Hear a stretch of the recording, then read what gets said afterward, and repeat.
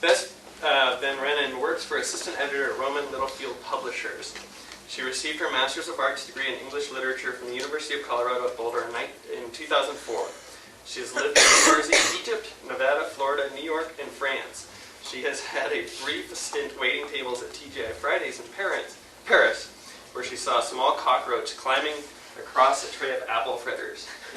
Her French co-workers seemed unperturbed. She also worked a paper route for one night, smiled at and greeted IHOP customers where she received the laurels of Employee of the Month. Chauffeured packages around her college campus and later sub-sandwiches around her college town, though she was convinced the selling of sandwiches merely disguised the selling of more interesting, albeit legal, substances, and provided elderly folks with debatable, humorous holiday cards. To anyone seeking a quarter-life crisis, she recommends graduate school. Welcome, Bess Vanrenen.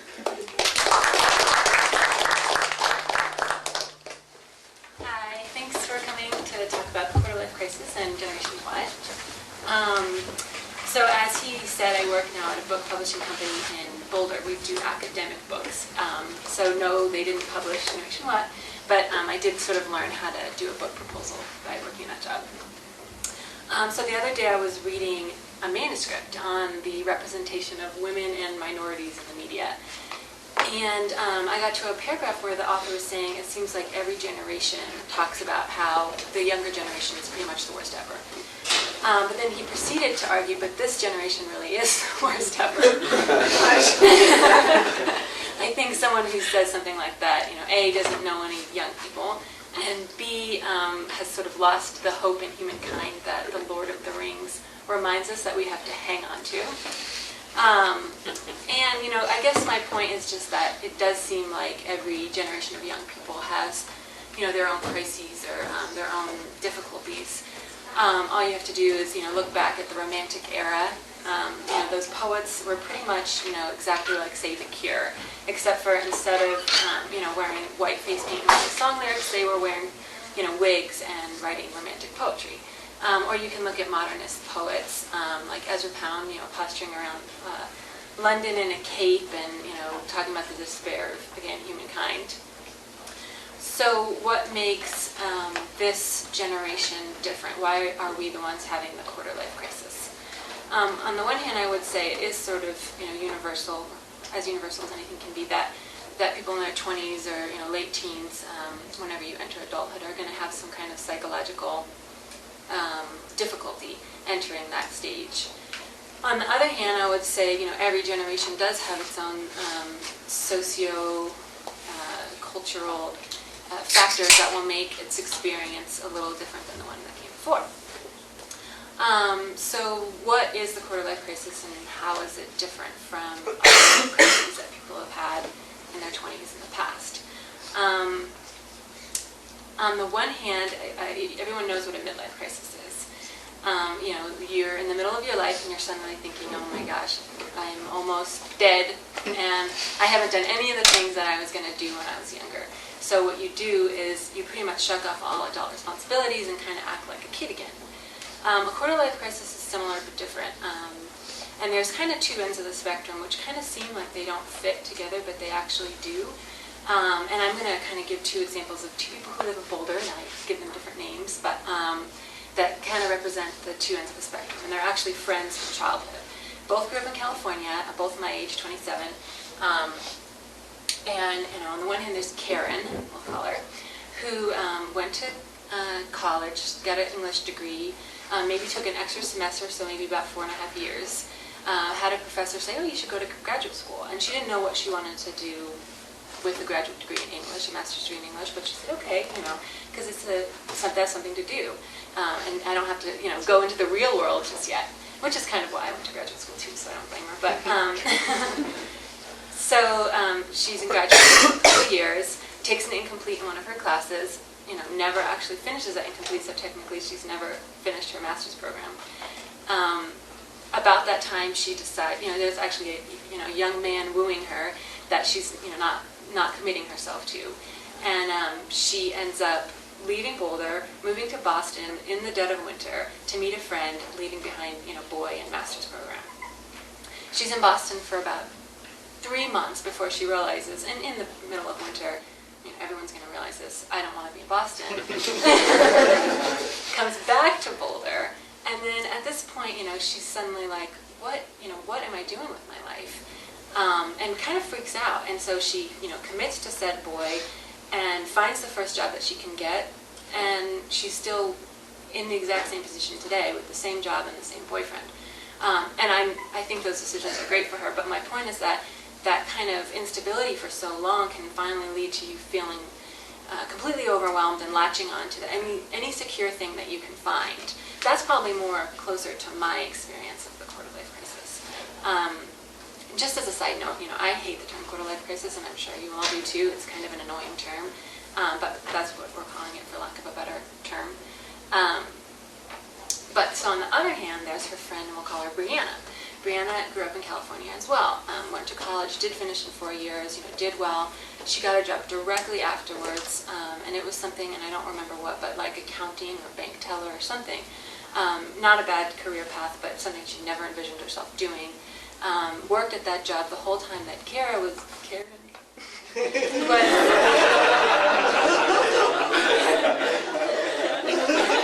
I knew I was going to do that. Worked that job the whole time that Karen was, in graduate school doing her thing. About the time that Karen was deciding she wanted to leave Boston and come back to Boulder, Brianna was saying, what am I doing? I don't want to be a bank teller. That's what it was. I haven't done anything. I went from high school to college to job, and here I am in this job, and if I continue like this, I'm going to be doing this job the rest of my life. And then I'm just going to have a midlife crisis. So she quit her job, came to Boulder, because that's where Karen was now, and she didn't have anything going on in her life. She didn't have a relationship, she didn't have a job, she didn't know what she wanted to do. She's basically at that point in high school or college where you're taking those tests that tell you what your strengths and weaknesses are, because you have no idea what you want to do with your life. So even though those two things seem totally different, the thing that kind of connects them is that what you're doing is you're battling with the expectations that you have for what your life in your 20s is going to look like. And where those expectations from, a lot of that is unique to our generation, or our era. First of all, we all grew up, learning that American dream, anyone can grow up to be president. You're uniquely fitted to some career path, and you have to find your passion and follow that through. So that's a lot of pressure, because when you're in your 20s and you're not finding yourself doing that thing that's supposedly your passion or your one true path in life, then what do you do?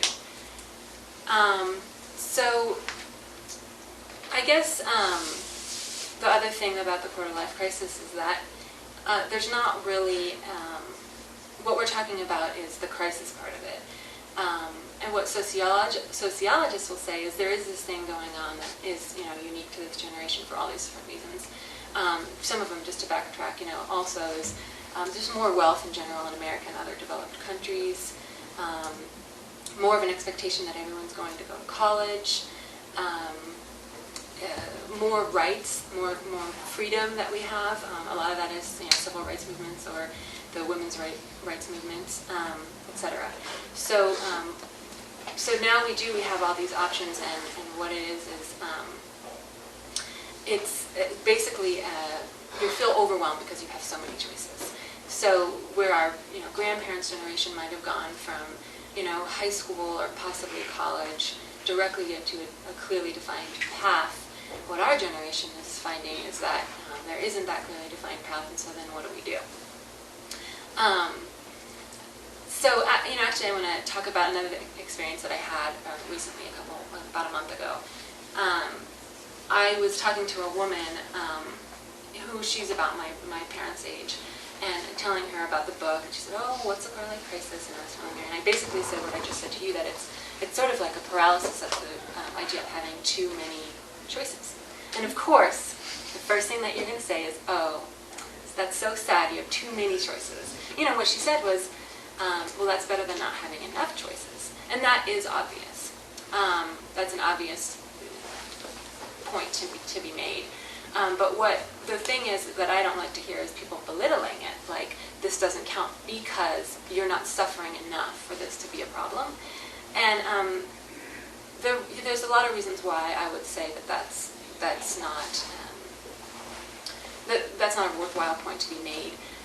For one thing, like I was saying with the sociologist studying this prolonged adolescence, it can be what we're calling a quarter-life crisis, which is like a crisis that, oh my gosh, what do I do now? I'm freaking out, blah, blah, blah.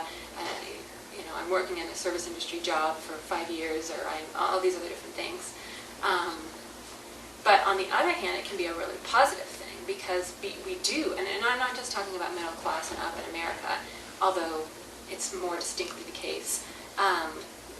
We all do, living in America, have now, in this era, have more of more options and more of a cushion to fall back on. So we have more time to figure out what it is, even if we're not going to call it our true passion or whatever, but whatever it is in work and, relationships or whatever that pleases us. And so, I'm not saying that that this time period is all bad. For a lot of people, it's a really great thing. Another reason why I don't like to hear, it's just, it's a crisis, only, spoiled kids will have or whatever, is because totally lost my train of thought, sorry. I'm totally drawing a blank, I'm sorry. So the problem is that potentially only spoiled kids or kids who are privileged enough to be given too many choices are the ones who might actually fall into this trap. Yeah, so like I was saying, on the one hand, it's a positive thing. On the other hand, no one chose to be born into the life that they were born into.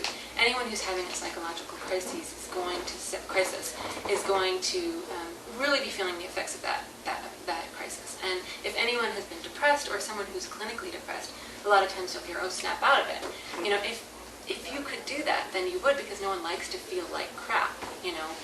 So whether or not we want to compare it on a wide range of spectrums, it's the worst problem you could possibly have is kind of beside the point. If you're having depression and anxiety as a result of it, then that in itself is enough of an issue to take seriously. So I guess that's just a little bit of background on what the quarter-life crisis is, how it's different than other crises, other generations' crises, and different aspects to it, whether it's going to be, like Karen, not wanting to commit to anything for a really long time until that prolonged instability kind of leads to, a really distinct sense of anxiety, or following that path that was laid out for you, and doing everything that's supposedly right, and then looking around and saying, this isn't necessarily comparing it to what my friends are doing, or what I'm seeing people on TV shows or movies doing, or what have you. This isn't the life I want to lead, and then suddenly throwing all that away. So that's a little bit of background, I guess, about it. I was going to read a little bit, but I think what I could maybe do is read a little bit from my essay, and then go ahead and just talk about, I guess if you guys have had experiences with the quarter-life crisis or something like that, or if you know anyone who has, or if you do think it's, like a lot of people do, oh, not a big deal, not a worthwhile crisis, or and that's fine too, because I actually included an essay from somebody who does have that kind of a point of view. So, so kind of open it up to just talking about people's own experiences with the quarter-life crisis, and also because this isn't a self-help book, I thought it might be interesting to talk about if anyone did have a crisis of that sort, and you don't have to call it a crisis, but some setbacks or whatever it was.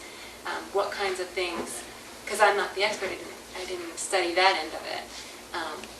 What kinds of things people can do to kind of work out of that.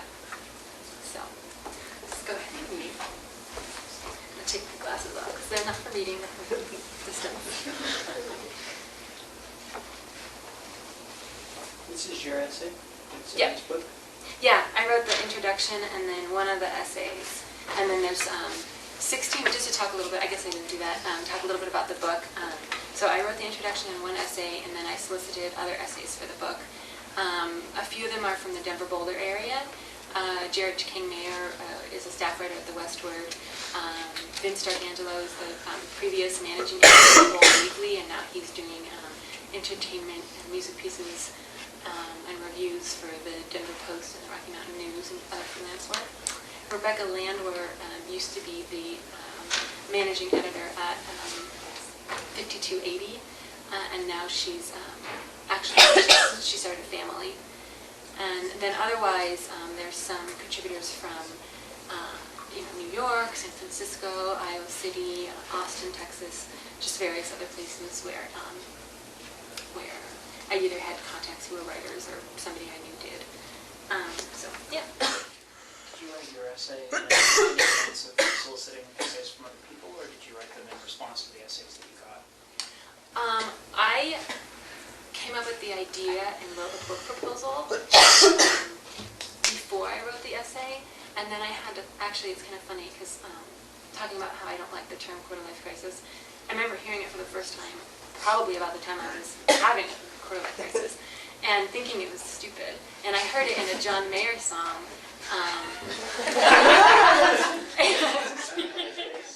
And I immediately knew what he meant. I'd never heard the term before, but I was like, obviously I know what that means. I think it is kind of intuitive. So when I wrote this, when I came up with the proposal and the idea and everything, I thought, well, did I have a quarter-life crisis? And then I remember this time period, and I definitely didn't think of it that way at the time, but I remember talking to one of my friends on the phone and her being like, I'm so depressed lately, it's not, and I was like, I've been really depressed lately too. And then thinking like, all my friends were talking about how depressed they were.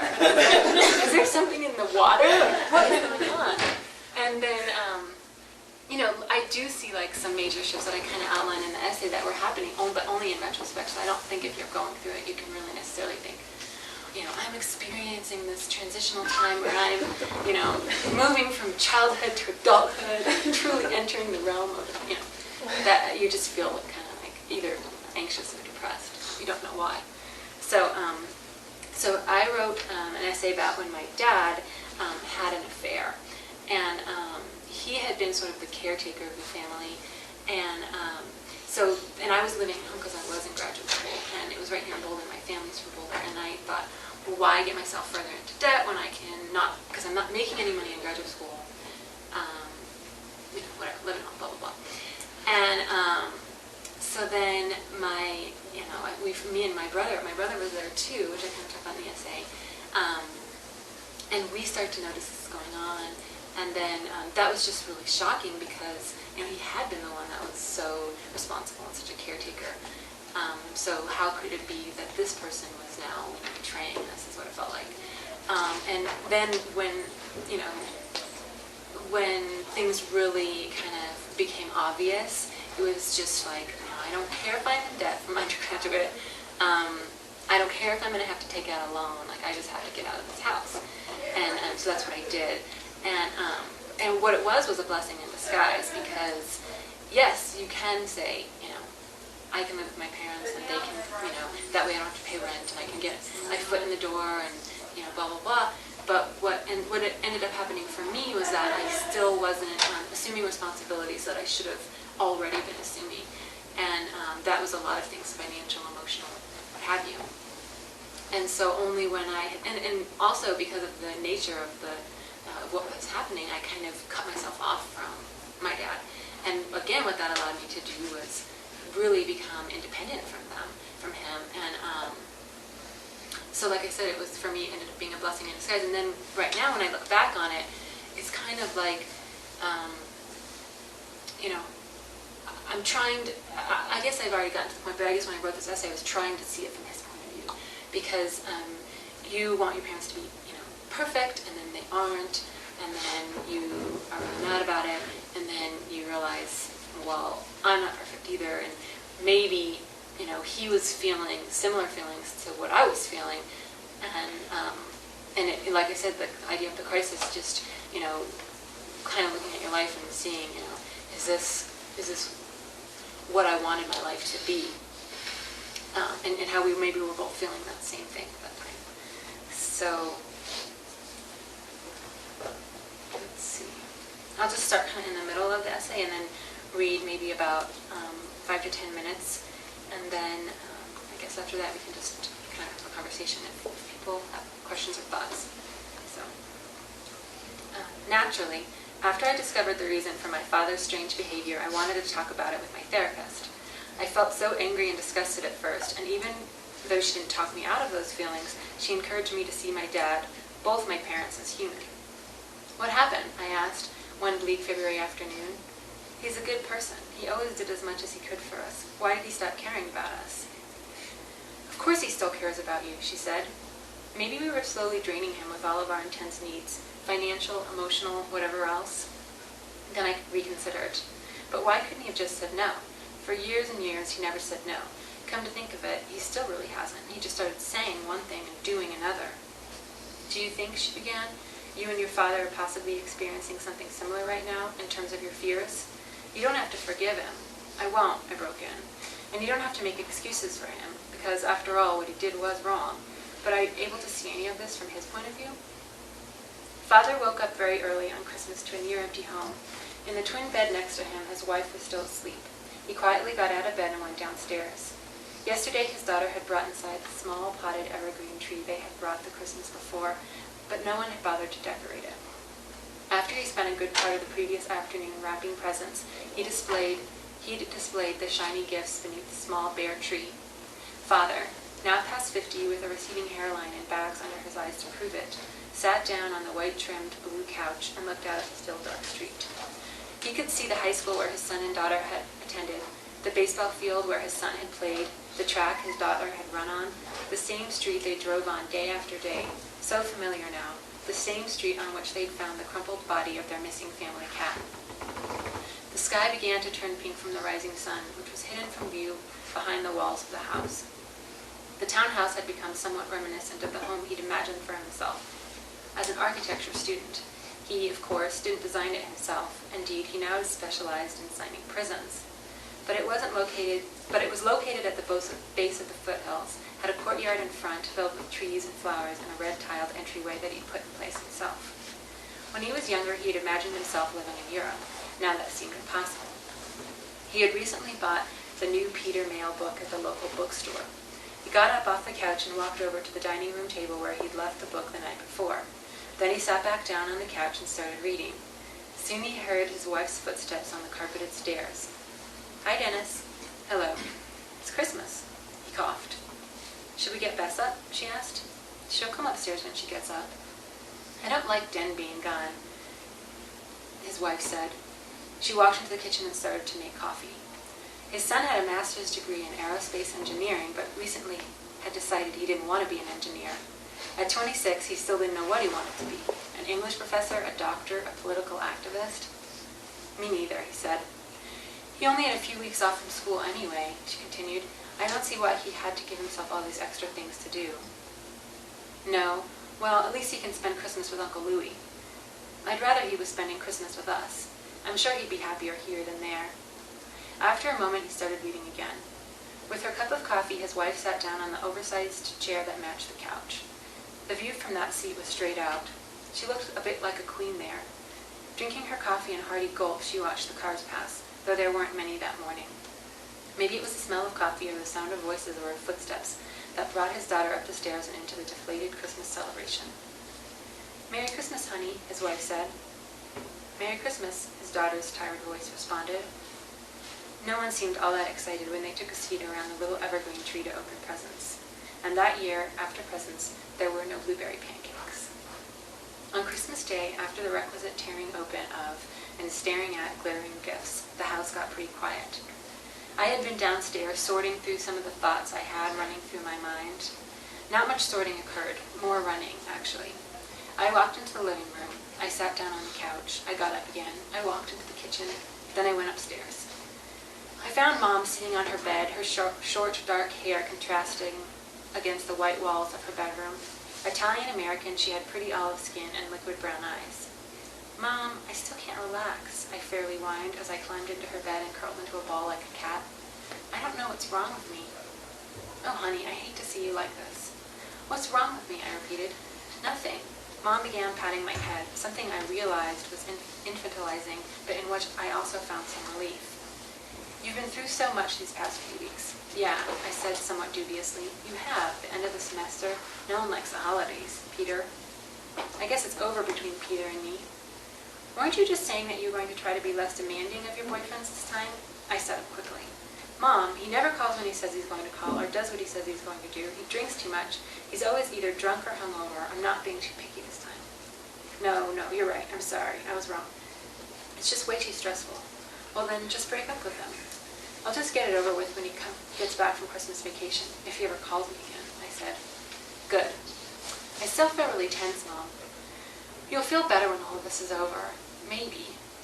Why don't you go for a walk with your father? The word father had an aura around it. Just by it being said out loud, my mother and I seemed to relax a little, like some force greater than ourselves would now take over, and it was all going to be okay, right? Father was gazing steadily ahead as he and his daughter pulled off the state highway into the parking lot at the bottom of Bluebird Trail. He ventured a glance in her direction. She was staring out the window, her hands folded in her lap. He carefully pulled into a parking spot, beginning to sense that something wasn't in order. I wish Den were home, she said offhandedly, climbing out of the car. I do too, he replied quickly, with a little more vehemence than was customary for him. I don't know why he had to leave now, at Christmas. The two of them began walking along the muddy trail. It passed through a field where cows often grazed. A few cows blocked the path, and they walked off the path and around the cows. Just like the day before, the sky overhead was blue. The only sign of snow was the wet ground beneath them, wet because the sun melted last week's snow. They were approaching a gate. Father lifted the latch and they walked through. Once they were on the other side of the gate, he secured the latch again. At that point, the trail had started to climb, slowly rising up out of the meadow and into the foothills. They hadn't encountered any other walkers yet. So I guess Mom probably told you about, she swallowed her words a little, about how I've been feeling? No. He was solemn now. What's the matter? I don't know. I've just been feeling really anxious the past few days and I can't relax. Oh, is there anything in particular bothering you? No, I think I was probably just so busy at the end of the semester. And now that I don't have anything to do, like I have all this energy and nothing to do. Well, you should use the break to take a break. I wish I could, but it's like I don't have any control over it, Sure, he coughed, looking ahead. Dad, when you were upset for a while, after you fell and broke your hip, what did you do to make yourself feel better? Let's see.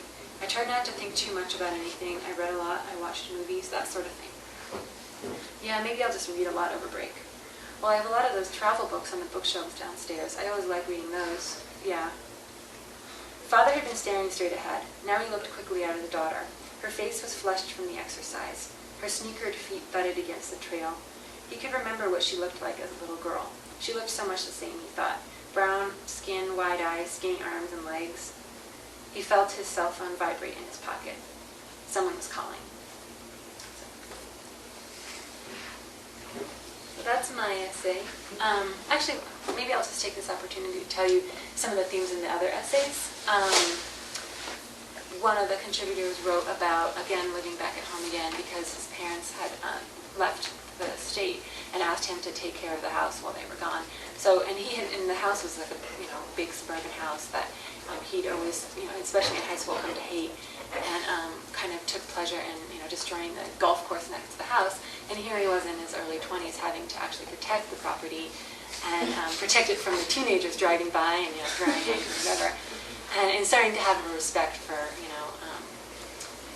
the love of a house, I guess, or respecting a house. One of the other contributors, he dropped out of college because he started to realize, or not realize, but in his particular case, I guess, that a liberal arts degree wasn't going to do anything for him. Why was he here, et cetera, et cetera. He came from a family of military men, and I'm thinking that they were all men. And so he decided to drop out and join the army. And when he wrote the essay, he was stationed in Afghanistan. So he was kind of writing about the juxtaposition between when he decided to drop out of college and then his current life as a soldier in Afghanistan. One of the writers, her mother's family is Native American, and her father's family is Caucasian, and she grew up in her words, working class, and her parents worked really hard for her to go to college. So her battle, during that time period was to prove to them that she could get a creative writing degree as opposed to something practical like accounting. Because why would they send her to college so she could get a creative writing degree if she's not going to make any money with that? One of the contributors wrote about when she and her long-term boyfriend, who was her high school sweetheart, finally broke up because after 10 years he still hadn't engaged. And she'd been waiting, like every Christmas and a birthday for 3 years was, when's it going to happen? It never did. Another, on the other side of that, contributor wrote about how she just couldn't commit to somebody because she came from what she called an abusive childhood. And so when she was proposed to and eventually married,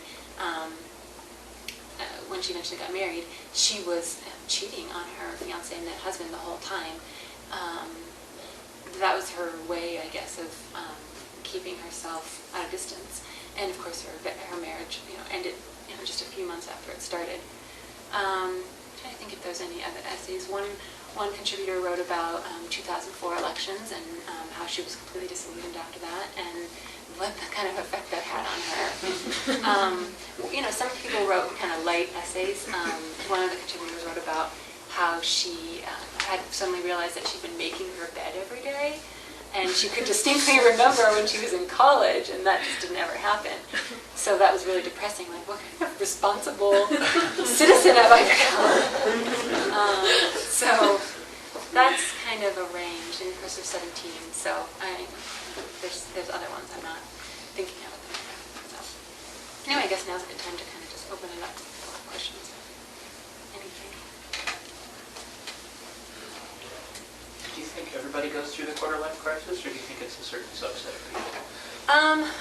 Well, I don't think everyone goes through a quarter-life crisis, but I do think everyone in, say, United States, probably Canada, not everyone, but a large percentage of people, except for maybe like the most disempowered of the population. In Germany, it's a little, well, probably in other developed countries like France and Spain and England. But what the book that I was reading kind of focused on more Germanic cultures, just because there's a different expectation for adolescence in Latin cultures. For example, when I was in France, it was not unusual for people to be living with their families well into their 20s, and that didn't cause any kind of guilt or anything like that. But I would say what people are all experiencing is what some sociologists are calling a prolonged adolescence. So that it's not like, at 18 you automatically know what's in store for you. Just picture your parents or your parents' parents getting married at that age and just completely automatically assuming adult personas. So mom is taking care of the house and about to have a baby, dad's going to work every day, comes home, has dinner. And of course there were crises, and of course there were anxieties and depression and everything, but that path was a lot clearer and it was a lot more direct. And now, it just isn't. Do you think some of that is due to the way that people have been raised? So it says now, like a lot of our parents have been divorced or things like that. I think that's some of the reasons why we have that prolonged adolescence, because we're trying to go back into, we kind of miss out on some of our childhood because we took upon ourselves the responsibility of the parent. I think that it is true that some of it is how we were raised, and probably some of it has to do with baby boomers and the new generation, and then instilling those values in their children. Because I think if you're around my age, then you probably heard a lot of, again, like I was saying, you can be anything you want to be. All Americans or all people were created equally, and that kind of thing. And one thing I was going to say earlier when I had my blank was that one of the reasons why, one of the things that people don't think about when they think about the quarter-life crisis is that some of it is is not that you can't decide what you want to do. That's part of it, but part of it is that you can't do what you think you're supposed to be doing. So again, you were told you can do anything you want, and then there is a point, and I remember with me when you realize, wait a second, I can't really I'm not going to be a writer at the New Yorker, sorry, but I wish, but that's not within my realm, my reality. And it's true. I mean, I honestly believe, not to be disheartening, but I honestly believe that a lot of the options that you have in life are, connections, family, money, and also, of course, your own genetics, intelligence and confidence and whatever. But that there's a lot of things that go into what kind of reality you can create for yourself. So it's not like you can just go out and do anything you want to do. So a lot of what people are experiencing when they experience a quarter-life crisis is like, holy crud, I can't do that. I'm not going to be a doctor. I'm not going to go to law school. I remember a lot of people I knew taking the LSAT again and again and again and just not getting the scores that they knew that they needed to get into law school. So anyway, to go back to your question, those kind of values were definitely instilled in us, and not just from our parents, but from the media and all sorts of other places. So that now we're kind of contending with that perception of what we're supposed to be doing at this point in our lives. Do you also think that the way that, so back in our parents' generation or our grandparents' generation, you had one career and that was kind of it. These days, it's very likely for people to have 5 or 6 different careers throughout the course of a lifetime, and that the effect that has on the changing perception of where you are and what you're doing with your life, because you end up at this point where you could be thinking, oh, this is what I've been doing, then 5 years later you go, hang on, that's actually, I'm in a whole different space now. So I have to rethink those perceptions, and I don't know if it's a quarter-life crisis, but it's that reevaluation that needs to happen as part of that process. No, I think that's definitely true. And again, it goes back to the options thing. It's like, would you rather it be that, say, you live in a town where they make cars and everybody works at the factory. You know what you're going to do when you finish high school. You're going to go work at that factory. And there's no question about it. There's no feeling of confusion or what's my life going to be. But there is a certain kind of simplicity to that that's kind of nice, to where now, you have so many, not so many, but you have a greater number of options. So not only is it that you don't necessarily know exactly what you're going to do when you leave high school or college, but you also don't know what you're going to be doing 5 years from that point that you get the first job. And throughout your whole life, you might be completely switching your career several times. And actually, this is just totally a random thought, but I was talking about it with somebody yesterday, and it struck me that maybe some of it has to do with like the shift from an industrial society to like a post-industrial society. So the jobs are a lot different.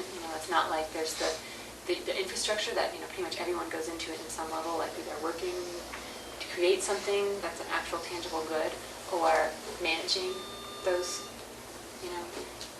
institutions. But now we're this communication-centered society, and also there's a lot of service industry jobs, probably because there's so much more wealth, so people are buying more things, so there's more people who can actually make a really good living working as a server their whole lives. So I think that part of it might be due to just the shift in how money is made and what kinds of jobs people have to work in order to make money. So I had thought, do you think that, in our parents' generation and grandparents, just like what you were saying, most people kind of have their lives spread out in front of them. They know what they're going to do, and they either go to college or not, but as soon as they're done with college, they start their careers, and that's pretty much it. And then they have a lot of these midlife crises at 50s or 60s where different kinds of things happen, and you can imagine that maybe it's because they never really had that opportunity to be somewhat driftless and to kind of make their own decisions and to kind of figure out what they really wanted to do, not what was expected of them. And I know a lot of people. I'm past the quarter life era, but I know a lot of younger people who are kind of in that, don't know what they want to do and going from job to job or career to career. And, I think that's great. And it seems like nowadays people have a lot more choices and have a lot more options and opportunities to kind of do what they want. So, I wonder if 50 years from now or 40 years from now, these people who had the opportunity to kind of figure it out, I wonder if they'll still have those sort of crises when they're in their 50s because they've had, the opportunity to do it now. Mm-hmm. Yeah, I wonder that too. I mean, exactly. I mean, what are you really going to have your midlife crisis about when you've spent up until that point, So I don't know. I guess we'll have to see. Start making it bad, I think. So do you think that taking the time at your formative age, like now, is going to give you the opportunity to work through whatever you would be working through at 35 in your midlife crisis? So that Or 45. so that you're a well-life person in your midlife crisis? Oh, I don't know if that's true. It would Was that what you would expect, though? Because that would make sense that It would you make get to that, That's whatever what I would age, hope, right? and I mean, Well, life is a crisis.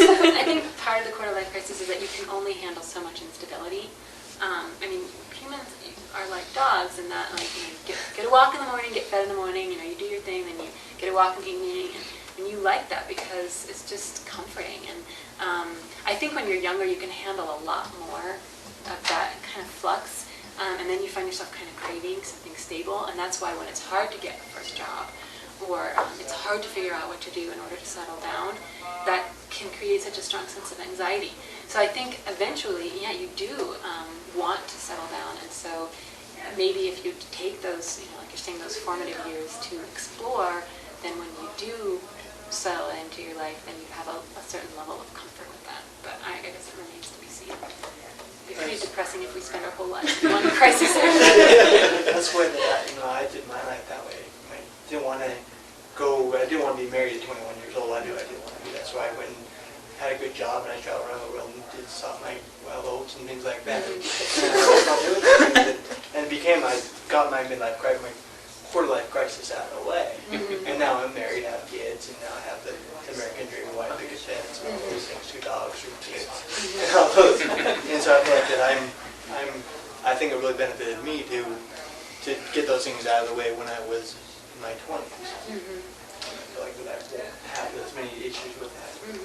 I can't say my partner, but So. I had an opposite experience where right out of high school I was in a very structured, not college place. And I think there was a time that people were being encouraged to go do Teach for America or do Peace Corps before they go into college.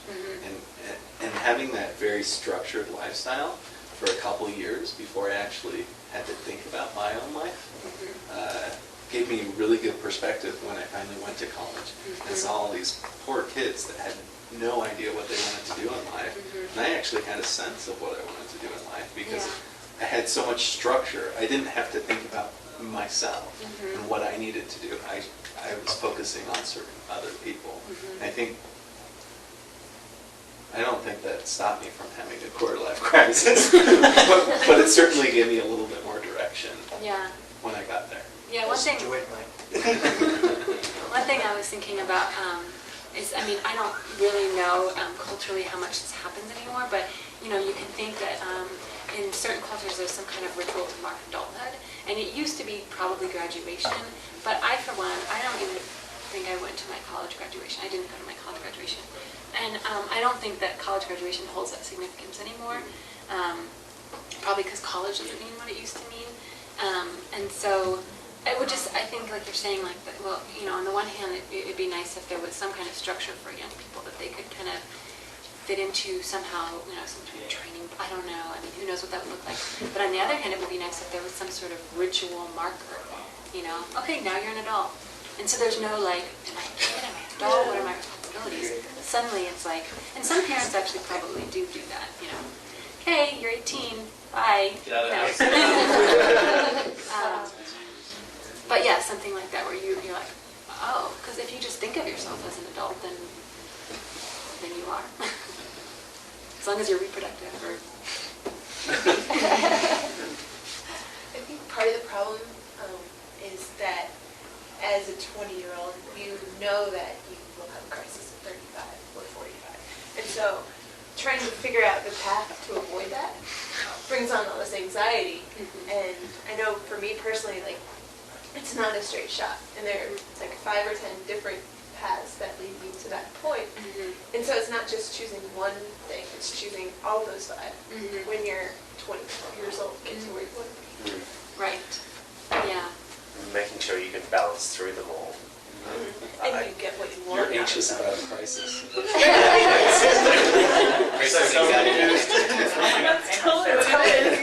that thing that when you actually get some choice, you kind of go, well, okay, well, I'd go this way, or it's like, and so you act, as like you said, it's the thing of having too much choice, and you go, well, they're both pretty good options. Which one do I do? Yeah. Oh, same with like a relationship. You know, I mean, I think a lot of people have a hard time because they're thinking, is she the one? Is he the one? Is there someone else? Like again, the true career path or the true soulmate, and then you drive yourself crazy. Trying to make sure that the relationship that you're in is the right one, and then probably what you end up figuring out is it could have been, or another one could have been, and that all that racking your brain about it really wasn't kind of a waste of time. But I don't know. I mean, I suppose in some cases that does need to be figured out. I think the problem is balancing between what's good in the long term, what's good in the short term, and whether you're resting with what feels good right now and not thinking about what's in the future. I don't think that's singular to quarter-life crisis. I think that's like a lifetime crisis. Making sure that you're preparing yourself for your future, but not holding back from what you can have in the present. I kind of agree. I think I'm going through a quarter-life crisis. Like everything you say, I mean, last weekend I watched a couple Disney movies. And I went to the dogs at my parents' house, but I think like so much change. I know actually the first week of November last year, my parents moved out of the country for potentially a year. Got a new boyfriend. One of my friends left the country for Afghanistan, and I started this job. Left another job. So all happened in 1 week, and so I think that's when I started like having anxiety, and I don't know what I want to do. And I think it was just before that I was just working at an architecture firm. I had applied for graduate school, got accepted, I knew what I was going to do, and then all these curveballs kind of got thrown at me. So they just like opened up a lot of doors and kind of showed me other options and gave me a lot more choices. And so that, I think having too many choices made me feel a lot more anxious about the future, whereas before I was like, oh, I'm just going to go to architecture school and do that and get done with that. And so I think I was more content with just knowing what was going to happen, whether or not it's the best option, just having the option made worked for me. And so I think I'm dealing with kind of trying to figure out what's going to work now. Yeah, I mean, that reminds me of like I said, I mean, it's not a self-help book, but people have been asking like, oh, well, what kind of things can you do to make yourself get out of it? And I mean, one of the things I'm thinking of too is that just lowering or reevaluating our expectations for ourselves. So where are we getting these ideas that we have to do X, Y, and Z, or all 5 of them all at the same time, and somehow have the time to do them all? And just kind of saying, well, what really works for me, because what you may end up deciding is that you're really devoted to your career, and you just don't have time to be in a relationship.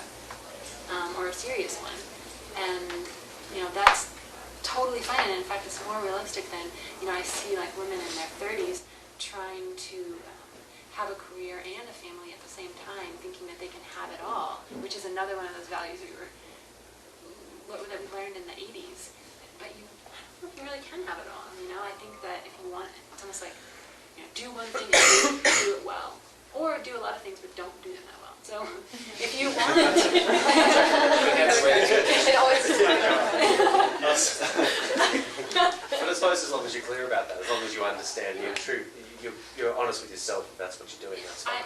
I don't want to be, the maid partner at my law firm. I don't care if I get that, So I'm gonna leave work at this time every day, and I'm gonna spend that time with my family or whatever. It seems like there's a big element of like not having control.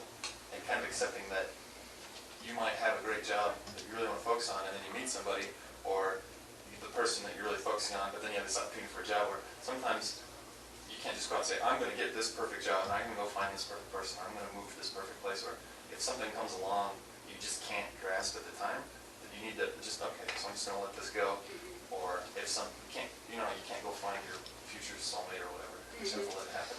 Yeah. But letting go when you're at our age seems more important than people give credit for. Yeah.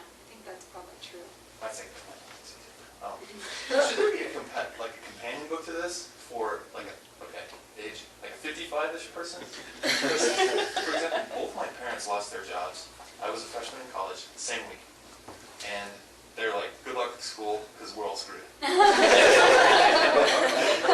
get a loan. It was the same thing. My dad had done the same thing for 3 years. My mom had done the same thing, and all of a sudden, at the time it was bad, but obviously it was bad. And my brother just graduated high school, and I'm going to college. But my dad has actually talked about how it was a really good opportunity for him to kind of say, I was selling construction equipment. That's what he does. He's a salesman, and I'm 55 years old. And it's not a great career for someone who's getting up there in age. And now he does something different, still involved in sales, way less work, still in the same industry though, and less physical work. So it turned out to be kind of a blessing in disguise, but he was saying that the lack of control that he had was really scary for him. So it seems like maybe you could write a book about this for the people on the other side who are like, well, I'm over my midlife crisis, now what? It's almost a case of the rules that apply to us now about how things change are suddenly being applied to the older generation as they're sort of reaching the end of their work period, I suppose. Or I was going to say end of their life period, but that's rude. I think you know what I mean. That's true. It's not that everybody doesn't retire at 60. Yeah. And job security is an issue both for us and for our parents. Well, that's interesting because my mom went and got an MBA at 50, and then had the hardest time finding a job because what's a 50-plus woman who's trying to take her career to the next step after having raised 3 kids and working as a consultant for most of her career with is really hard. So it's interesting. Again, there's all these options out there, but what's really going to be realistic? I think it would be interesting to go to a country like Israel or Germany where there's mandatory service. So a friend of mine who's German had the choice of working in a hospital. He was sort of an orderly. He changed bedpans and carted people around, or he could have been in the military. Those were his choices. He could go. It was 2 years. He had to do one or the other, and it seemed like sort of what we're talking about, right? It's an entirely structured thing. You have a two-way choice. Do you want to work in a hospital or do you want to go hold a gun? And clearly everybody sort of fits in those two camps. I definitely know where I fit. And then after that, it was actually quite clear. I think everyone knows where I fit. And sort of that mandatory service. So it'd be interesting to, if you have friends in those places, or friends with friends in those places, sort of solicit essays from people who've been through that experience, and find out if there is this kind of crisis, or does giving people that kind of structured environment for a while. There's also, some people go on missions for a couple of years and that kind of thing, and so I wonder if that cures it. Yeah, well, the thing in Germany is it's institutionalized, where in America all those options that we're kind of throwing out, they're not institutionalized, so you have to know about them for the one day.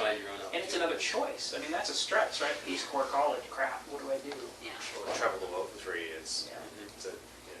So what do you think the difference is between the institutionalized and the choice? No, actually, just to talk about Germany, that's a country where you do know really what you're going to be doing, and and is it good or bad? You're put into a school where you are either going to be in a certain trade or a certain profession, and then there's not really a lot of, you might switch around a little bit, but if you're going to be a lawyer, you pretty much know when you're 14. And so, is that good or is that bad? Same with the institutionalizing of the mandatory service. Because in America, we're so much about not giving up freedom that it's really hard to imagine that someone would tell us, based on, I don't know what, they do aptitude tests or whatever, what we're going to be doing with our lives. I'm sure it's not that structured, and I don't know the ins and outs of it. But I actually kind of think of it, thinking of letting go. I don't know anything about Buddhism, but I do know that part of it is that you're no different than, individuality is something that you eventually get rid of. That's kind of like your, I don't know how, like I said, I don't know anything about Buddhism, but my understanding is your ego, and you're getting rid of that. But as an American raised a certain way, when I first heard that, I thought, I don't want to lose my individuality. That's what makes me special. It's what makes me different. But it just could be partly, a value thing or a perception thing, that we have to be these great individuals, constantly expressing our individual style by buying things like cell phone cases with whatever on them. Buying generic things. Yeah. Or a MySpace page. That was the shocker. My brother's like talking about his MySpace page. He's 28. And I'm like, and I'd never been to MySpace or anything. And I'm only 31, so it's not like I'm old or young. I'm sort of in the middle here. I'm between. But I thought MySpace, like whenever you hear about MySpace on the news, which old people like me watch, they're talking about how if you let your kid on MySpace, they're going to be molested. That's just what it is. So I'm like, okay, MySpace is for 14-year-olds. And then my brother's talking about how he doesn't know where he's at with his girlfriend because she changed her status on her MySpace. And she's 28. Like from looking to whatever. There was nothing. It's gone from in person to letter to telephone to text to just changing your status on your MySpace. Involved in looking. Something is up. This is ridiculous. There's this shift. Yeah, well, I remember when I am on MySpace, and I remember when my boyfriend and I a few years ago broke up, because I probably joined when I was like 24, and I think I actually joined under like a secret name when I was 22, but I officially made a profile like 24, and then so my boyfriend and I broke up, and I immediately went on MySpace and changed my status to single, because it was this message like, but no, not to that, but just to him, like, I'm okay with this. But he hadn't changed it from in a relationship to single, and I kept checking, like, when's he going to do it? When's he going to accept this? It was the opposite. I mean, it was really like, I was the one who wasn't okay with this. It was driving me crazy. Like, does he want to get back together? Because that's some level of, like, determinacy, right? It's official. Right? It's literally binary. It's yes or no. Yeah. That's it. And there's nothing else So that indicates that kind of thing. Yeah. Or just getting broken up with via text message, which thank God has never happened to me. But I mean, I can't imagine how horrible that would be to just like look at this. It's over.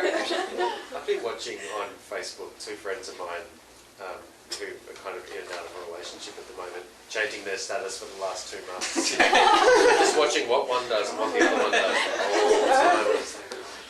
And I've just refused to talk to them until they figure it out. But it's exactly like that. No, right? Do you like me? Check yes or no, right? And you sort of pass it when you're 8.